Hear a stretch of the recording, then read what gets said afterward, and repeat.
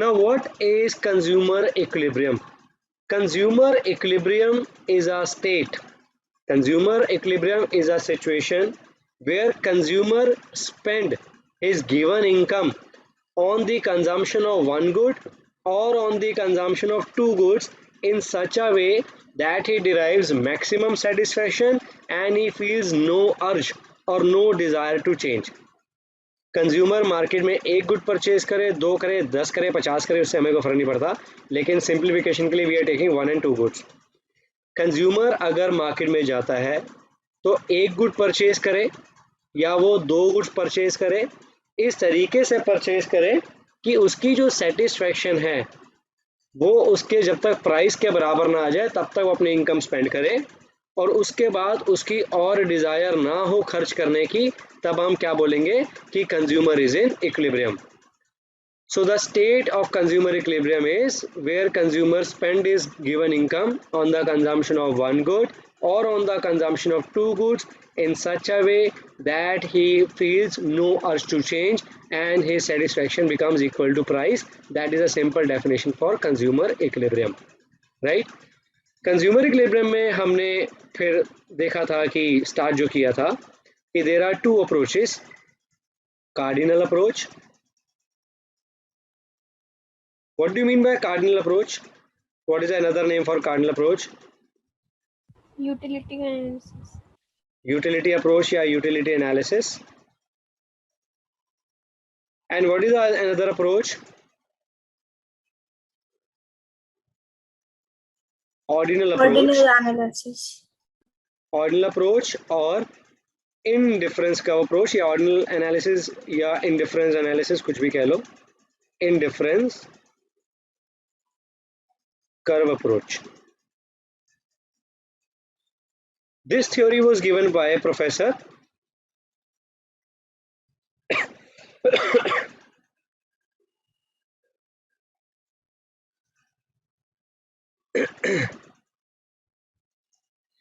This theory was given by Professor Alfred Marshall.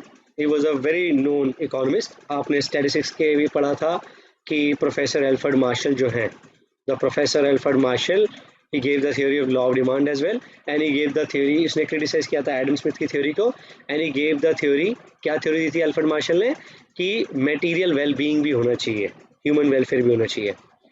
And indifference curve approach was given by Professor J.R. Hicks, popularly known as Hicksian theory. ठीक है, ये हम बाद में करेंगे. ये वाला पोर्शन अब अभी करके इस चैप्टर को यहीं रोकेंगे, फिर बाद में ये जब चैप्टर कंटिन्यू करेंगे तब उसमें करेंगे. दोनों अप्रोचेस हम साथ में नहीं कर सकते, आप डाइजेस्ट नहीं कर पाओगे. सो कार्डिनल अप्रोच और ऑर्डिनल अप्रोच. अब इसकी सिंपल सा फंडा क्या था? कार्डिनल अप्रोच और ऑर्डिनल अप्रोच में मेन फ़र्क क्या था, फ़र्क पता होना ज़रूरी है. दोनों ही केसेस आपका कंज्यूमर इक्विलिब्रियम को बताते हैं. दोनों ही सिचुएशंस में, दोनों ही अप्रोचेस में हमारा मेन ऑब्जेक्टिव ये है कि कंज्यूमर को इक्विलिब्रियम कहाँ मिलता है. तो जब दोनों ही सिचुएशन में कंज्यूमर को इक्विलिब्रियम कहाँ मिलता है तो फिर दिक्कत क्या है? दिक्कत कुछ नहीं है, बस दोनों की अप्रोचेस की जो समझाने की जो आइडियोलॉजी है दैट इज़ डिफरेंट.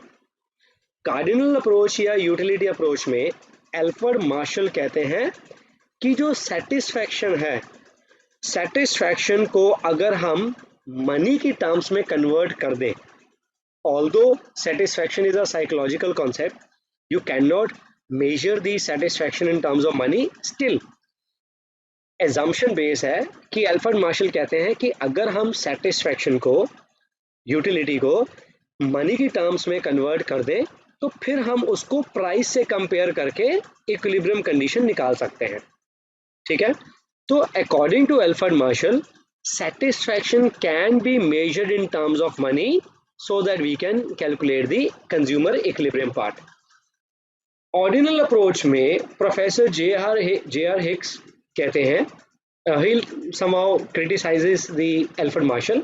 वो कहते हैं कि how can you convert a satisfaction into money terms, क्योंकि satisfaction is a psychological term, it's a psychological concept. तो साइकोलॉजिकल कॉन्सेप्ट को मनी में कैसे कन्वर्ट करके आप प्राइस के इक्वेट कर सकते हो, तो प्रोफेसर जे.आर. हिक्स कहते हैं rather converting satisfaction into money term, हम क्या करते हैं, हम सेटिस्फैक्शन को रैंकिंग ऑर्डर में लगा देते हैं। रैंकिंग ऑर्डर का मतलब हो गया कि सपोज जस्ट अ सेकेंड, तो रैंकिंग ऑर्डर का मतलब हो गया कि अगर मान लो कि मेरे पास 3 ऑप्शंस हैं ए, बी और सी, तो मैं ए, अगर ए मुझे बी से ज़्यादा पसंद है या बी मुझे सी से ज़्यादा सेटिस्फेक्शन दे रहा है, तो मैं पहले ए कंज्यूम कर लूँ, फिर बी कंज्यूम कर लूँ, फिर सी कंज्यूम कर लूँ।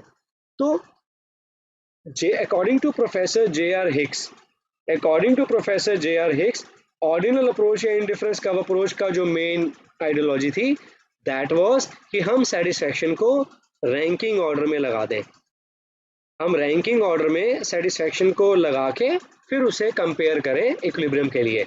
और ऑर्डिनल अप्रोच में एल्फ्रेड मार्शल कहते हैं कि हम सेटिस्फेक्शन को इन टर्म्स ऑफ मनी में कन्वर्ट करके फिर हम प्राइस से इक्वेट करें। तो आज हम देखेंगे कि एल्फ्रेड मार्शल की जो थ्योरी है, एल्फ्रेड मार्शल की थ्योरी में हम सेटिस्फैक्शन को कैसे इन टर्म्स ऑफ मनी कन्वर्ट करते हैं और किस तरीके से हम इक्विलिब्रियम को निकाल सकते हैं with the help of this theory. तो इसमें भी हमारे 2 केसेस आएंगे। Case 1 which is a case of single good, जहां पर कंज्यूमर अगर मार्केट जाता है और सिंगल गुड कंज्यूम करता है। और एक केस हम देखेंगे यहाँ पे, केस 2, जहां पर हम बात करेंगे 2 गुड्स की, कि जहां पर कंज्यूमर मार्केट में जाता है और 2 गुड्स परचेज करता है। सिंगल गुड के केस में कंज्यूमर इक्विलिब्रियम में कब होता है? इन the case of consumer equilibrium in the case of single good, what is the condition of equilibrium? तो सिंगल गुड के केस में कंज्यूमर इक्विलिब्रियम की कंडीशन है marginal utility in terms of money, marginal utility in terms of money should be equal to price of the product। कि आपने क्या करना है, आपने अपनी सेटिस्फेक्शन, मैंने लिखा है मार्जिनल यूटिलिटी, आप ब्रॉडर टर्म में उसको सेटिस्फेक्शन बोल लो, प्राइस पी हो गया। तो मोटा मोटी तौर पे जहाँ सेटिस्फेक्शन प्राइस के इक्वल हो जाएगी वहाँ पर इक्विलिब्रियम होगा। मार्जिनल यूटिलिटी मैंने वर्ड क्यों यूज़ किया है? क्योंकि आप हर एडिशनल यूनिट कंजम्पशन पे अपनी सेटिस्फेक्शन को प्राइस से कंपेयर करोगे। अब हर एडिशनल यूनिट कंज्यूम करने पे आप अपनी सेटिस्फेक्शन को प्राइस से कंपेयर करोगे, इसीलिए मार्जिनल यूटिलिटी मैंने बोला है। और मार्जिनल यूटिलिटी आपका एक साइकोलॉजिकल कॉन्सेप्ट है, तो इसलिए मैं उसे कन्वर्ट करूँगा पहले मनी के टर्म्स में, उसके बाद उसे मैं मेजर करूँगा या कंपेयर करूँगा प्राइस के साथ। ये तो बात होगी इसकी। केस 2 में अगर मैं बात करूँ कंज्यूमर इक्विलिब्रियम की, तो in the case of 2 goods consumer equilibrium में कब होता है? जब उसकी marginal utility derive from one good, for example से x is equal to the satisfaction derive from the other commodity से y, तो वहाँ पर कंज्यूमर क्या होता है? इक्विलिब्रियम में होता है। कि कंज्यूमर अगर 1 गुड परचेज करता है, अगर 2 गुड्स परचेज करता है, तो दोनों गुड्स को किस तरीके से परचेज करें कि दोनों गुड्स से उसको मैक्सिमम सेटिस्फेक्शन और एक पॉइंट पे आके इक्वल सेटिस्फेक्शन मिल जाए, तो वो इक्विलिब्रियम में होगा। आपको समझ भी नहीं आया होगा, ऊपर से निकल गया होगा, कोई बात नहीं, होता है। जब समझाया नहीं तो समझ कैसे आएगा? और आप यहाँ पर भी सोच रहे होगे कि कैसे होगा वो, तो थोड़ा आपको यहाँ से आइडिया लग गया होगा, नो वरीज। तो आज हमने ये टॉपिक कंप्लीट करना है, अगली क्लास में ये टॉपिक कंप्लीट करेंगे, ठीक है। अब हम देखेंगे केस 1 सिंगल गुड का केस, कि अगर कंज्यूमर मार्केट में जाता है, तो मार्केट में जाके अगर वो कोई कमोडिटी को परचेज करता है, तो वो कमोडिटी को कैसे परचेज करेगा और कब तक परचेज करेगा? जब तक उसको इक्विलिब्रियम कंडीशन सेटिस्फाई ना हो जाए, जब तक उसको इक्विलिब्रियम ना मिल जाए, ठीक है। Sir, नाउ, हाँ सृष्टि। sir, can you scroll a little up and can you explain that example again on the right side? Srishti, I am going to repeat this example in a more elaborated way. Okay, sir. So it was just a glimpse of what we are going to do. Otherwise we are going to take it in a detail way now. ठीक है? Okay, sir. Okay. जितना मैंने अभी तक बोला, any doubt to anyone? Any doubt to anyone जितना मैंने बोला अभी? No, sir. All clear? ठीक है, और प्लीज हेजिटेट नहीं करना, कोई नहीं बोल रहा तो मुझे शर्म आ रही मैं भी ना बोलूं, प्लीज। ये टॉपिक ऐसे होते हैं, कई बार ऊपर से निकल जाते हैं, तो मैं कोशिश करूंगा कि जितना तसल्ली से मैं आपको करा सकूं, और आप भी प्लीज बिना हेजिटेशन के मेरे से पूछेंगे, ठीक है? मुझे मुझे बहुत अच्छा लगता है जब आप डाउट्स पूछते हो, मुझे उससे ये लगता है कि हाँ क्लास में आप अटेंटिव हो इसलिए पूछ रहे हो, और एक ही बार में समझ आ जाए तो फिर आप में और मेरे में फ़र्क क्या रह जाएगा, ठीक है? तो आप स्टूडेंट हो, धीरे धीरे आपको चीज़ें इंप्रूव होती जाएंगी, और जितने आपके कॉन्सेप्ट क्लियर होते जाएंगे, आने वाले सालों में आपको मान लो रिसेशन आ गया, इतनी अनएम्प्लॉयमेंट है, काम नहीं है, तो एटलीस्ट आपके इतने अच्छे कॉन्सेप्ट्स क्लियर हो कि आप मेरी जगह बैठ के इकोनॉमिक्स पढ़ा रहे हो, स्टूडेंट्स आपसे पढ़ेंगे कि सर के कॉन्सेप्ट्स बहुत अच्छे हैं, बिल्कुल डिटेल में पढ़ाते हैं, तो आपसे लोग पढ़ेंगे। तो इसीलिए ये सोच के पढ़ो कि this is going to, I am going to capitalise, I can capitalise this subject in future as well, ठीक है? और अपने तो कॉन्सेप्ट क्लियर हो, उससे अच्छा क्या है? तो सिंगल गुड के केस में consumer is set to be in equilibrium when his marginal utility in terms of money is equal to price of the commodity. तो जब कंज्यूमर की सेटिस्फैक्शन प्राइस के इक्वल हो जाएगी, वहां जाके कंज्यूमर को इक्विलिब्रियम मिलेगा, और सेटिस्फैक्शन हम किस में कन्वर्ट करेंगे? इन टर्म्स ऑफ मनी। अब मैं आपको दिखाता हूँ कि ये मनी टर्म्स में कैसे कन्वर्ट होता है। वैसे तो ये देखा जाए तो बिल्कुल बेकार सी चीज़ है कि आप सेटिस्फैक्शन को कन्वर्ट कर रहे हो मनी में। आपने सेटिस्फैक्शन को मनी में कन्वर्ट करने के लिए एजम्पशन ले ली, तो यानी कि आप एक एजम्पशन बेस पे आप उसको कन्वर्ट कर रहे हो, तो इसलिए ज़्यादा दिल पे मत लगाना इस कॉन्सेप्ट को। M U in terms of money को कन्वर्ट करने का फॉर्मूला होता है M U of a product. Product को मैंने यहाँ एक्स मान लिया, एक प्रोडक्ट है एक्स, मैंगो को मैंने एक्स मान लिया, M U of a product X upon M U of M equal to price. तो कई बुक्स में आपको ऐसे लिखा हुआ मिलेगा, कई बुक्स में ऐसे लिखा हुआ मिलेगा, कोई फर्क नहीं पड़ता। तो अब एम यू ऑफ एम क्या होता है, पहले मैं आपको एम यू ऑफ एम बताता हूँ।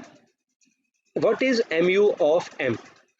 एम यू ऑफ एम का मतलब है marginal utility from 1 rupee spent. Marginal utility of money, MUF means marginal utility of money, यानी मार्जिनल यूटिलिटी फ्रॉम 1 रुपी। आप किसी भी कमोडिटी पे अगर 1 रुपया खर्च करते हो, तो उस 1 रुपये से आपको कितनी एक्स्ट्रा सेटिस्फैक्शन मिलती है, that is known as marginal utility of money. मैं आपको फिर कह रहा हूँ कि मुझे रटवाने में आपको 2 मिनट नहीं लगेंगे, आप खुशी खुशी घर भी चले जाओगे, लेकिन अगर आपको कॉन्सेप्ट समझ आ गया ना, तो you will be far different from the other people. तो इसलिए प्लीज ध्यान से समझ लेना, एक बार समझने के बाद आप रट्टा मार लो, मुझे प्रॉब्लम नहीं है, लेकिन एक बार समझ लेना। M U of M. Sir, हाँ Sparsh. Sorry to interrupt you but sir एक चीज पूछनी थी मेरे को। Sir marginal MUM marginal utility in terms of money के लिए भी नहीं होता? कुछ भी लिख लो, ABCD कुछ भी लिख लो, क्या फर्क पड़ता है? एंड सर हम ये मार्जिनल यूटिलिटी फ्रॉम 1 रुपी हम ये अज्यूम करेंगे या will it be provided in the question? Assume, बताता हूँ। हर मैं बार? वो मैं भी वही एक्सप्लेन करने जा रहा हूँ, ओके सर। ठीक है? हाँ जी। So marginal utility of money, marginal utility from 1 rupee का मतलब क्या है? मार्जिनल यूटिलिटी फ्रॉम 1 रुपी का मतलब है अगर आप किसी कमोडिटी पे 1 रुपया स्पेंड करते हो, तो उस 1 रुपये से आपको कितनी सेटिस्फेक्शन मिलती है, that is known as marginal utility of money. अब जैसे ये आपके सामने इक्वेशन है, अगर इस इक्वेशन को मैं ऐसे लिख दूं, अगर इस इक्वेशन को मैं ऐसे लिख दूं, क्रॉस मल्टीप्लाई कर देते हैं, मैं प्राइस ऑफ एक्स ले लेता हूँ, एक्स एक्स कमोडिटी तो प्राइस ऑफ एक्स ही होगा, equal to M U of M. क्या मैं ऐसे लिख सकता हूँ? I can write this, yes sir. ठीक है?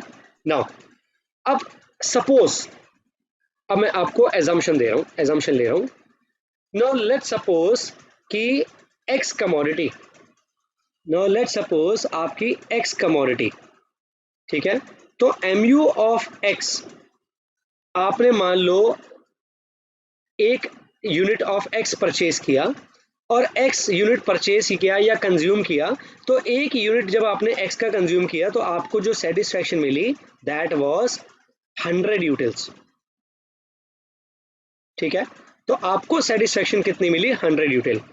और प्राइस, एक्स का प्राइस कितना है? एक्स का प्राइस है सपोज 20 रुपीज। एक्स का प्राइस कितना है? 20 rupees.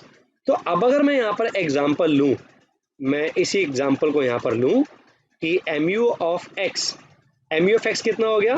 100 utils. Price of x कितना हो गया? 20। तो MU ऑफ M, तो 1 रुपये, 1 रुपी स्पेंड करके, 1 रुपी स्पेंड करके आपको कितनी यूटिलिटी मिली? 5 यूटिल्स। तो अगर मैंने एज्यूम किया कि एक यूनिट एक्स का कंज्यूम करके आपको 100 यूटिल की सेटिस्फैक्शन मिली और एक्स का प्राइस आपका 20 है, तो 1 रुपये में, 1 रुपये में कितनी आपको एक्स्ट्रा सेटिस्फैक्शन मिली? 5। 20 में अगर 100 तो 1 में 5, तो आपकी MU ऑफ M, आपकी मार्जिनल यूटिलिटी फ्रॉम 1 रुपी आपको कितनी सेटिस्फैक्शन मिली? 5 यूटिल्स। तो इस केस में जो मैंने एग्जांपल लिया है, इस एग्जांपल के केस में MU ऑफ M कितनी है? 5 utils. Any doubt to anyone? So could you please repeat it? मैंने बोला कि MU of M क्या होता है? MU of M की डेफिनेशन होती है the extra satisfaction derive when extra 1 rupee is spent on that commodity. तो आपने 1 रुपी स्पेंड करके, आपने 1 रुपये स्पेंड करके कितनी सेटिस्फैक्शन ली? तो यहाँ पर मान लो कि 1 यूनिट, एक यूनिट में आपको, आपने एक स्लाइस ऑफ पिज़्ज़ा खाया, सपोज एक्स आपका पिज़्ज़ा है, एक स्लाइस ऑफ आपने पिज़्ज़ा खाया और आपको 100 यूटिल की सेटिस्फैक्शन मिली, तो फिर आपको 1 रुपये में कितनी मिली? हमने यहाँ पर एक्स के प्राइस को, पिज़्ज़ा के स्लाइस हमने ले लिया 20 रुपये का है, आपकी सेटिस्फैक्शन 100 यूटिल की मिली, पिज़्ज़ा का स्लाइस 20 रुपये का था, ये इक्वेशन में मैंने वैल्यू डाली है, तो 1 रुपये में आपको कितनी सेटिस्फैक्शन मिली? 1 रुपये में 5 यूटिल मिली। तो इस केस में, इस गिवन केस में MU of M, MU of 1 रुपी क्या हो गया? 5 यूटिल। ये एजम्पशन है, क्योंकि हमने जब ये एज्यूम किया है तो ऑब्वियस ही बात है, ये भी आपके एजम्पशन बेस पे 5 यूटिल हमने निकाली है। Okay, sir. और किसी को कोई डाउट? चलिए, Yes, sir. Right. Yes, sir. तो अब इसको थोड़ा सा आगे लेके चलते हैं। नाउ अब ये हमने इक्वेशन देखी, तो हमारे सामने इक्वेशन क्या है? हमारे सामने इक्वेशन है कि MU in terms of money, आपने देखा यहाँ पे, MU in terms of money is equal to price of the commodity. तो कंज्यूमर क्या होता है? इक्विलिब्रियम में होता है। अगर सॉल्व करना आपको MU ऑफ M 1 रुपी बोला जाए निकालने के लिए, तो इस तरीके से आप उसको निकाल सकते हैं और टोटली एजम्पशन बेस है। अब अगर मुझे कंज्यूमर इक्विलिब्रियम को समझाना है, मुझे अगर कंज्यूमर इक्विलिब्रियम को समझाना है, तो मैं आपको डायरेक्टली भी थ्योरेटिकली समझा सकता हूँ, लेकिन मैं आपको ना प्रैक्टिकली समझाता हूँ स्केड्यूल के हिसाब से। स्केड्यूल पूछेगा नहीं पेपर में, आपको अगर गलती से पूछ भी ले तो आपको आता होगा। और अगर आपको बोला जाए थ्योरेटिकल, अगर आपको बोला जाए कि आप थ्योरेटिकल क्वेश्चन कैसा आता है, कैसे समझाना है, मैं आपको अभी सिखाता हूँ। सबसे पहले स्केड्यूल कैसे बनता है वो हम देखेंगे। हम बड़ी तसल्ली से स्टेप बाय स्टेप जा रहे हैं और आपको बिल्कुल तैयारी, बिल्कुल तसल्ली से हो जाएगी, एक एक चीज़ आपके क्रिस्प क्लियर हो जाएगी, बस you need to concentrate, that's it. अब मैं स्केड्यूल बनाने की आपको ट्रिक सिखाता हूँ, ठीक है। ट्रिक क्या है? मैंने ले लिए यूनिट्स कंज्यूम्ड 1 2 3 4 5, ठीक है। मैंने कुछ नहीं किया, मैंने सिर्फ यूनिट्स ले लिए 1 2 3 4 5, ठीक है। MU ऑफ प्रोडक्ट X, मैंने एक X प्रोडक्ट ले लिया। अब आपको पता है due to law of diminishing marginal utility, with every additional consumption of a commodity the MU goes on falling, ठीक है, बेसिक है, हमने पहले पढ़ा हुआ है। तो जैसे जैसे यूनिट कंज्यूम होते चले जाएंगे MU कंटिन्यूसली फॉल करती जाएगी, ये आपको हमको सबको पता है। अब कहीं किसी किताब में ये नहीं लिखा कि आपको MU ऐसी लेनी है जो कि बड़े मुश्किल हो। आप कान को ऐसे पकड़ो, ऐसे पकड़ो, ऐसे पकड़ो, जैसे मर्जी पकड़ो, पकड़ना आपने कान ही है। तो सिंपल क्या करेंगे, ट्रिक सिखा रहा हूँ, सिंपल आपको पूरा शेड्यूल बिना किसी कैलकुलेशन के बनाने का। यूनिट 1 2 3 4 5 रेसिप्रोकल कर दो इसका, 5 4 3 2 1। ठीक है, मैंने कुछ नहीं किया, मैंने MUFX निकाल ली 5 4 3 2 1। Due to law of DMU हर एडिशनल कंजम्पशन पे आपकी MU फॉल करती जा रही है, सिंपल है। अब मैं दो चीज़ों को यहाँ पर एज्यूम करूँगा। पहली चीज़ मैं क्या एज्यूम करूँगा, MU ऑफ M, यानी मार्जिनल यूटिलिटी फ्रॉम 1 रुपी। 1 रुपया स्पेंड करके मुझे कितनी सेटिस्फेक्शन मिल रही है, 1 यूटिल।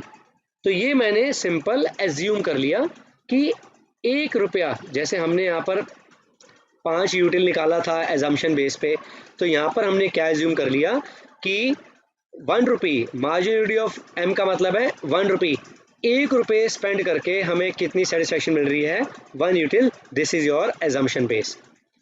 और प्राइस ऑफ X, मैं X के प्राइस को एज्यूम कर लेता हूँ सपोज 3 रुपीज़। ठीक है, तो मैंने X के प्राइस को क्या एज्यूम कर लिया, 3 rupees. Any doubt to anyone यहाँ तक जो मैंने लिखा? No doubt, sir. ठीक है, और किसी को कोई डाउट जितना मैंने अभी तक लिखा? No, sir. See there are number of students, तो मैं सबके नाम नहीं ले पाऊंगा, और किसी का छूट गया तो उसे लगेगा कि मेरा नाम नहीं लिया, मुझसे नहीं पूछा, तो प्लीज़ आप खुद ही थोड़ा सा रखना। हाँ, इन बिटवीन मैं रैंडमली अटेंडेंस ले लेता हूँ कई बार, ये चेक करने के लिए कि स्टूडेंट्स जागे हुए बैठे हैं या सो गए। ठीक है, और मेरी नज़र में you all are very sincere and touchwood, ये सिंसियरिटी बनी रहे। मतलब I have never seen such a beautiful batch जहाँ सारे इतने सिंसियर हैं। ठीक है, नेटवर्क कनेक्टिविटी की वजह से लॉस्ट हो गया, या बहुत रेयर केस में इधर उधर हो गया तो बात अलग है, but you all are a gem of a person.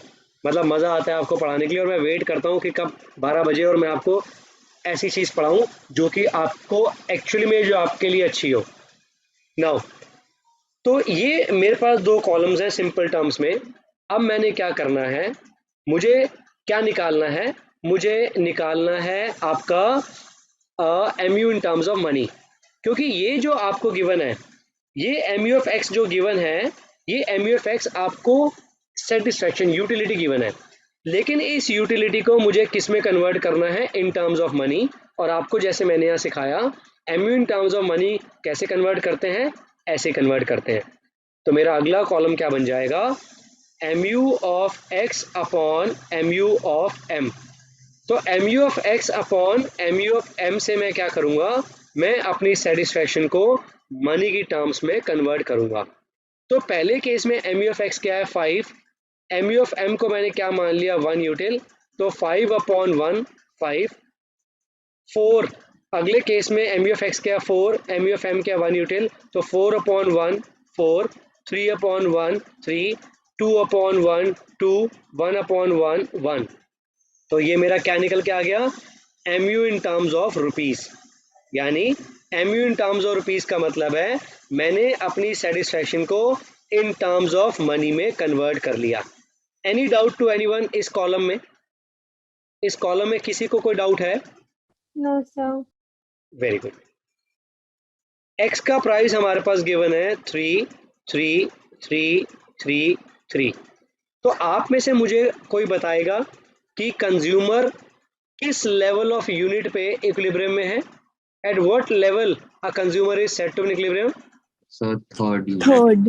Third level पे। ठीक है, तो कलर क्या ले लें, वाइट ले लेते हैं।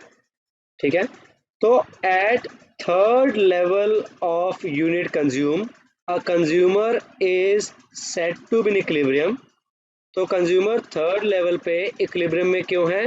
Because at third level of unit of X consume the satisfaction in terms of money is equal to price of the commodity. तो satisfaction in terms of money that is 3 is equal to price of the commodity 3। तो consumer is said to be in equilibrium. So consumer is said to be in equilibrium because at third unit consumed, the satisfaction in terms of money is equal to price of the commodity. So consumer is in equilibrium. ठीक है, इससे पहले क्या हो रहा है, इससे पहले क्या हो रहा है, इससे पहले आपकी satisfaction in terms of money is greater than price of the commodity. तो इससे पहले क्या हो रहा है, satisfaction in terms of money is greater than price of the commodity. तो कंज्यूमर क्या करेगा, अगर सेटिस्फैक्शन प्राइस से ज़्यादा होगी तो कंज्यूमर और कंज्यूम करेगा. पहले यूनिट पे satisfaction in terms of money 5 थी which was more than price, तो इसलिए consumer will be induce to consume more. तो उसने सेकेंड यूनिट कंज्यूम किया. सेकेंड यूनिट कंज्यूम करने पे satisfaction in terms of money is again greater than price, तो अभी भी उसको बेनिफिट मिल रहा है, तो और मैक्सिमम सेटिस्फैक्शन डिराइव करने के लिए वो और यूनिट कंज्यूम करेगा. थर्ड यूनिट कंज्यूम किया तो satisfaction in terms of money became equal to price. ठीक है, फोर्थ यूनिट पे उसकी satisfaction in terms of money is less than price. और फिफ्थ, तो थर्ड यूनिट के बाद वो और कंज्यूम क्यों नहीं करेगा, क्योंकि उसका प्राइस सेटिस्फैक्शन से ज़्यादा है. ठीक है, और जब प्राइस सेटिस्फैक्शन से ज़्यादा है दैट मीन कंज्यूमर को लॉस हो रहा है. और पहले और दूसरे यूनिट पे satisfaction in terms of money price से ज़्यादा है तो कंज्यूमर को गेन हो रहा है. जब तक कंज्यूमर को गेन होगा, अपने गेन को मैक्सिमाइज करने के लिए, अपनी सेटिस्फैक्शन को मैक्सिमाइज करने के लिए वो कंज्यूम करता जाएगा. और कब तक कंज्यूम करता जाएगा, जब तक उसकी satisfaction in terms of money price के इक्वल ना आ जाए. ठीक है, तो इस केस में consumer is said to be equilibrium, consumer is said to be equilibrium when his satisfaction in terms of money is equal to price of the commodity. Any doubt to anyone, No, any sir. Doubt to anyone? No, sir. No, sir. No, sir. No, sir. ठीक है, तो एक बार आगे आपका 5-10 minutes का मुश्किल से topic रह गया, उसको बताने से पहले let's take a quick attendance. Ananya Wadhwa, Present, sir. Anmol, Present, sir. Ananya Khanna, Arushi, Present, sir. Arushi, Bhavik, Present, sir. Divyansh, Present, sir. Harshit, Sir. Japneet, Present, sir. Jiya, Present, sir. Kulwinder, Present, sir. Lakshita, Madhav, Present, sir. Present, sir. Madhav, 2 Madhav हैं, Present, sir. Mannat, Present, sir. Navneet, Present, sir. Pooja, Present, sir. Simran, Present, sir. Sparsh, Present, sir. Srishti, Present, sir. Supreet and Vansh. Present, sir. Supreet, okay, Vansh हो गया. Aarushi, so Aarushi is physically present but mentally absent. No worries, will take a, okay. So ये हमने जो example देखा, इस example में, अब इस एग्जाम्पल को आप कंपेयर करें उस एग्जाम्पल से, तो हमने यही देखा था कि पहला यूनिट कंज्यूम करने पे satisfaction was greater than price, तो इसलिए कंज्यूमर और कंज्यूम करेगा. सेकंड यूनिट कंज्यूम करने पे satisfaction was again greater than price, तो कंज्यूमर और कंज्यूम करेगा. थर्ड यूनिट पे कंज्यूमर की satisfaction was equal to price, तो कंज्यूमर वाज इन इक्विलिब्रियम. और फोर्थ यूनिट पे satisfaction was less than price, तो कंज्यूमर इक्विलिब्रियम में नहीं था, तो वो फोर्थ यूनिट कंज्यूम नहीं करेगा, वो कहाँ रुक जाएगा, थर्ड यूनिट पे. सृष्टि क्लियर है? जी सर. अब अगर मैं आपको पूछूं, अब मैं अगर आपसे पूछूं कि how many units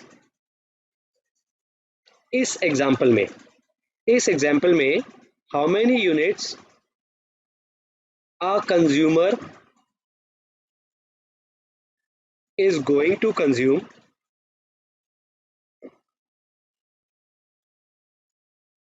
how many units a consumer is going to consume when price of the commodity is given.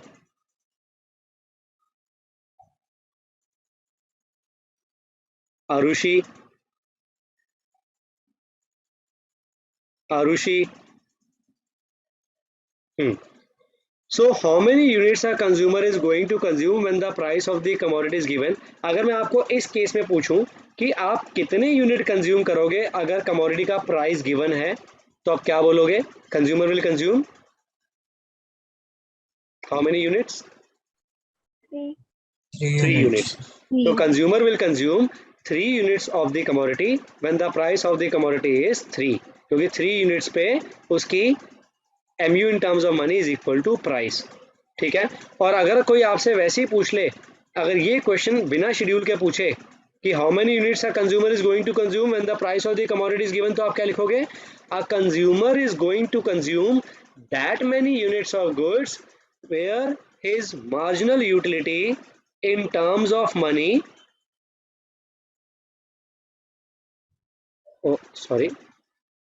is equal to the price of the commodity। तो जहां पर कंज्यूमर की satisfaction in terms of money price के बराबर नहीं हो जाती, तब तक कंज्यूमर कंज्यूम करेगा। और कितने यूनिट कंज्यूम करेगा? कंज्यूमर उतने यूनिट कंज्यूम करेगा जिस स्टेट पे उसकी satisfaction is equal to price of the commodity. So ये आपका 3 मार्कर में पेपर में क्वेश्चन आता है। एनी डाउट टू एनीवन यहाँ पे? Any doubt? नो? ओके। इसका मुझे अगर डायग्राम प्लॉट करना है, if I need to plot a diagram for this, as I have already told you, X axis पे we always take units consumed, और Y axis पे हम क्या लेते हैं? कर्व्स। तो यहाँ पर हम मार्जिन यूटिलिटी ले लेंगे। ठीक है। मैं आपको स्केड्यूल के हिसाब से बना के दिखाता हूँ हमेशा, लेकिन आप हमेशा फ्री हैंड ही बनाना। ठीक है। लेकिन आपको आना चाहिए कि कैसे बनता है। 1 2 3 4 एंड 5। ठीक है। और MU को वही है हमारा 1 2 3 4 एंड ले 5। ठीक है। कनेक्ट करते हैं इसको। तो इफ वी कनेक्ट इसको, तो आपके फर्स्ट यूनिट पे आपका MU in terms of money वाला देखेंगे हम कॉलम, ये वाला कॉलम देखेंगे। 5, 2 पे आपका 4, 3 पे आपका 3, 4 पे आपका 2, और ये आपका 1। ठीक है। और अगर हम इसको ज्वाइन कर दें तो ये हमें क्या मिल जाएगा? MU का। ठीक है। और आपका प्राइस इस केस में गिवन कितना गिवन है आपको? Price given is 3। The price of the commodity is 3। ठीक है। तो अगर मैं इसको ज्वाइन करूं, तो third, consumer is set to equilibrium by consuming 3 units, because इस केस में MU in terms of money is equal to price है। ठीक है। और इससे पहले क्या हो रहा है? इससे पहले MU is greater than price, और इसके बाद क्या हो रहा है? MU is less than price. तो इस लेवल से पहले कंज्यूमर क्यों नहीं रुकेगा? क्योंकि इससे पहले उसकी सेटिस्फेक्शन प्राइस से ज़्यादा है, तो इसलिए वो और कंज्यूम करेगा। कब तक कंज्यूम करेगा? जब तक उसको मैक्सिमम सेटिस्फेक्शन, यहाँ मैक्सिमम सेटिस्फेक्शन का मतलब है टोटल 3 यूनिट कंज्यूम करने पे उसको total satisfaction, maximum satisfaction means total satisfaction उसको कितनी मिली। ठीक है। उसके बाद वो क्यों नहीं कंज्यूम करेगा? क्योंकि उसको लॉस हो रहा है। आपको याद होगा, ये तो डायग्राम हो गया। ठीक है। अभी मैं आपको एक चीज के साथ कनेक्ट कर रहा हूँ, देखना, समझना, भूल जाना। मैंने आपको एक चीज बताई थी कि मैं आपको डिमांड चैप्टर पहले क्यों नहीं पढ़ाता, या बाकी ट्यूशन वाले डिमांड चैप्टर पहले क्यों पढ़ाते हैं, कंज्यूमर क्यों नहीं पढ़ाते? क्योंकि उनको लगता है कि वो ये चीज़ें समझा नहीं पाएंगे, और बच्चा अगर ये नहीं समझेगा तो सोचेगा कि टीचर बेकार है, उसको समझाना नहीं आता, छोड़ के चला जाएगा, उनकी बेइज्जती होगी। सिंपल सी बात है, it is a very crux. तो लेकिन डिमांड चैप्टर पढ़ाना से पहले ये पढ़ाना क्यों ज़रूरी है, आपको अभी पता लग जाएगा। डिमांड चैप्टर में जब आप डिमांड चैप्टर पढ़ेंगे, डिमांड चैप्टर में this is a shape of a demand curve. ठीक है। और जब बोलते क्या है, मैं एक सेकंड यहाँ पर दिखाता हूँ। क्या बोला जाता है कि डिमांड ये है, और अगर मान लो ये प्राइस है, ये क्वांटिटी है, कि ज़्यादा प्राइस पे कंज्यूमर कम परचेज करता है और कम प्राइस पे कंज्यूमर ज़्यादा परचेज करता है। क्यों? Due to law of demand. Law of demand है कि हाई प्राइसेस पे कंज्यूमर कम परचेज करता है और कम प्राइस पे कंज्यूमर ज़्यादा परचेज करता है, that is due to law of demand. इसलिए हम क्या बोलते हैं, डिमांड कर्व आपका डाउनवर्ड स्लोपिंग है। ये रीज़न आप एक सड़ा सा रीज़न दे दोगे स्टूडेंट को और उसको खुश कर दोगे कि भैया तो लॉ ही होता है, इसके अलावा कुछ दिमाग नहीं चलाने की जरूरत है को, ठीक है। तो अल्टीमेटली बेवकूफ़ बनाना ही क्यों है। अब आप देखो, आपको समझ आएगा कि मैंने आपको ये टॉपिक क्यों पहले पढ़ाया है, अभी आपको क्लियर हो जाएगा, ठीक है। ध्यान से देखेंगे इसको, ज़रा इसको ध्यान से कनेक्ट करते ज़रा, अभी आपको क्लियर हो जाएगा। थर्ड प्राइस पे एट प्राइस 3 कंज्यूमर कितने यूनिट्स कंज्यूम कर रहा है, 3 यूनिट्स। तो यानी 3 रुपए पे करके कंज्यूमर ने 3 यूनिट्स की डिमांड की। अगर मैं बोलूं कि प्राइस 2 हो जाए, if the price of the commodity is 2, अगर मैं प्राइस को मैं प्राइस को 3 की जगह 2 ले लूं, तो अब मुझे आप बताओगे कंज्यूमर को इक्विलिब्रियम कहाँ मिल रहा है, 4th यूनिट पे सर। 4th यूनिट पे, क्योंकि 2 इज इक्वल टू 2 हो जाएगा, यहाँ पे 2 इक्वल टू 2 हो जाएगा। तो जब प्राइस गिर के जब प्राइस कम हो जाएगा तो कंज्यूमर को इक्विलिब्रियम कहाँ मिल रहा है, MU equal to price 4 unit पे। तो यानी चौथे यूनिट पे ही इज गेटिंग सेटिस्फाइड कि उसकी MU in terms of money is equal to price. तो यानी जब प्राइस कम होता है तो उसका सेटिस्फेक्शन लेवल बढ़ जाता है, इक्विलिब्रियम उसका बढ़ जाता है। तो 2 रुपीज़ पे कंज्यूमर अब कितने यूनिट परचेज कर रहा है, 4। यानी जब प्राइस कम होता है तो कंज्यूमर ज़्यादा क्वांटिटी डिमांड करता है। और अगर प्राइस 4 हो जाए, इफ़ आई से प्राइस 4 हो गया, अगर प्राइस 4 हो जाए तो कंज्यूमर को सेटिस्फेक्शन कहाँ मिलेगी, Second unit. 2 यूनिट पे। 2 यूनिट पे MU in terms of money price के इक्वल हो जाएगा। तो यानी जब प्राइस 4 होगा, जब प्राइस बढ़ जाएगा, जब प्राइस 3 से बढ़कर 4 हो जाएगा तो उसकी सेटिस्फेक्शन कम हो जाएगी। उसको इक्विलिब्रियम कहाँ मिलेगा, उसको इक्विलिब्रियम मिलेगा 2 यूनिट्स पे, ठीक है। तो जब प्राइस बढ़ जाएगा, चीज़ महंगी हो जाएगी तो उसको सेटिस्फेक्शन कम हो जाएगी। तो अब उसको इक्विलिब्रियम 2 यूनिट्स पे मिल रहा है। तो जब प्राइस बढ़ जाएगा, प्राइस जब 4 हो जाएगा तो उसकी सेटिस्फेक्शन कम हो जाएगी, तो वो कम यूनिट कंज्यूम करेगा। कितने यूनिट कंज्यूम करेगा, 2 यूनिट्स, ठीक है। तो अगर मैं तीनों पॉइंट्स को ज्वाइन कर दूं तो मुझे क्या मिल जाता है, डिमांड का। इसलिए हम क्या बोलते हैं कि when price rises the satisfaction derive from the commodity falls, तो consumer demand less units of good. And when prices falls, जब प्राइस फॉल करता है consumer demand more units of goods, क्योंकि जब प्राइस फॉल करता है सेटिस्फेक्शन लेवल उसकी बढ़ जाती है। That is actually law of demand. This is a correct explanation for law of demand. Is that impressive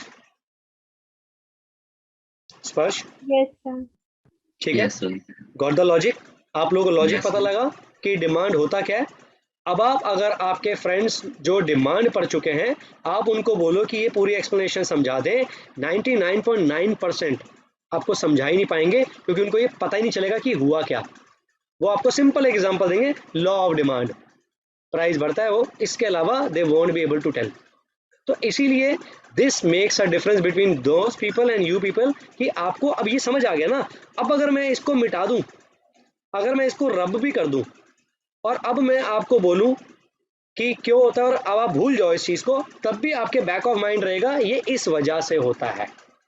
तो इसीलिए चीज़ एक बार समझ लो, उसके बाद आप उसको नहीं भी समझोगे तो प्रॉब्लम नहीं है। But it is always good to understand thing before doing, right. Any doubt to anyone, जितना अभी तक हमने देखा, No, sir. No, okay. No, sir. Now अब इसका क्वेश्चन आपका कैसा आता है, ठीक है। इसका क्वेश्चन कैसा आता है, मैं चाहूँगा कि इसका क्वेश्चन का ना आंसर आप खुद बना के लिखना। एक बार मैं वर्बल आपको सुनाऊंगा, वर्बल में आपको आंसर ज़रूर समझाऊंगा, लेकिन आप इसका आंसर खुद बनाएंगे अपनी लैंग्वेज में, और ग्रुप में आप अपने अपने आंसर डालेंगे। अब ग्रुप में आंसर लिख के आंसर डालो, ताकि एक दूसरे सारे देखेंगे कि क्या आंसर लिखा गया है। शर्माना नहीं है कि ग्रुप में डाल रहा हूँ पता नहीं क्या होगा, कोई मेरा मजाक उड़ाए, कुछ नहीं करते यार प्लीज़, उल्टा अच्छी बात है। किसी का अगर आंसर कमज़ोर होगा, दूसरे का अच्छा होगा, तो अच्छा ऐसे लिखना था, ओके गुड, तो आपकी इंप्रूवमेंट होगी। अब ये क्वेश्चन कैसे आएगा, पेपर में क्वेश्चन ऐसे आता है, when the price of the commodity is given, how many units a consumer is going to consume, तो आपका आंसर कैसे स्टार्ट होगा? The consumer is going to consume that many units of goods where is MU in terms of money is equal to price of the commodity. जहां पर उसकी satisfaction in terms of money price के equal हो जाएगी, वहां पर consumer equilibrium में होगा। फिर आप आगे कंटिन्यू क्या करोगे? Suppose MU is greater than price, आप क्या लिखोगे? सपोज इसको मैं थोड़ा सा ठीक कर देता हूँ, आपको कन्वीनियंट रहेगा आपके लिए।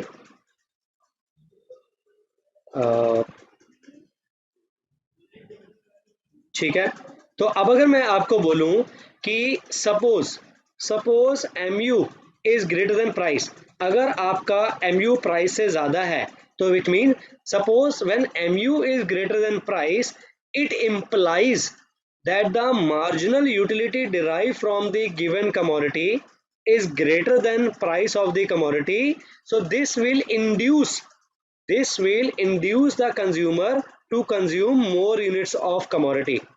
तो जब सेटिस्फैक्शन प्राइस से ज्यादा होगी तो it will induce the consumer to consume more units of the commodity. ठीक है, ठीक है, he will induce to consume more units of the commodity, full stop. As more and more units of the commodities are consumed, जैसे जैसे वो और ज्यादा unit consume करेगा, the MU in terms of money goes on falling due to law of DMU. MU in terms of money goes on falling due to law of DMU, and this process will continue until MU becomes equal to price. जब तक MU price के बराबर नहीं आता तब तक वो अपनी कंजम्पशन को करता चला जाएगा, और जैसे जैसे कंज्यूम करता जाएगा MU in terms of money fall करती जाएगी और एक पॉइंट पे आके वो इक्विलिब्रियम कंडीशन पे आ जाएगी, वहां कंज्यूमर रुक जाएगा। Again if MU is less than price, it implies that the marginal utility derived from the given commodity is less than price. तो consumer will, अब अगर satisfaction price से कम है तो क्या होगा? consumer will cut down the consumption in order to increase the satisfaction. तो जब कंज्यूमर अपनी कंजम्पशन को कट डाउन करेगा तो सेटिस्फैक्शन वापस से बढ़ना शुरू हो जाएगी, और ये प्रोसेस कब तक चलेगा? जब तक कि वो इक्विलिब्रियम अटेन ना कर ले। ठीक है, तो this will be the answer which you have to write. और उसके बाद अगली क्लास में एक बार मैं इस क्वेश्चन को फटाफट एक बार रिवाइज करा के हम आगे चलेंगे। Any doubt to anyone wants to ask anything यहाँ पे अभी जो मैंने बताया? No doubt, sir. Anyone wants to know anything जितना मैंने आपको समझाया? Are you sure? कोई प्रॉब्लम नहीं किसी को? Yes, sir. क्लियर है? Okay. Yes, So sir. we end up the